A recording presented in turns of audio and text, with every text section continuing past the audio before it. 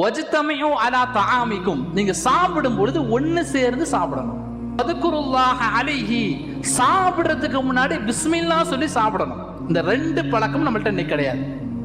சாப்பிடும்போது பிஸ்மில்லாஹ் சொல்ற பழக்கம் நம்மள்ட்ட கறவே கிடையாது. சில பேர் சொல்லுவாங்க, ஆனா நீங்க உங்களை நீங்க யோசிச்சு பாருங்க, மனசாட்சி தக்கன பிஸ்மில்லாஹ் சொல்ற பழக்கமே கிடையாது.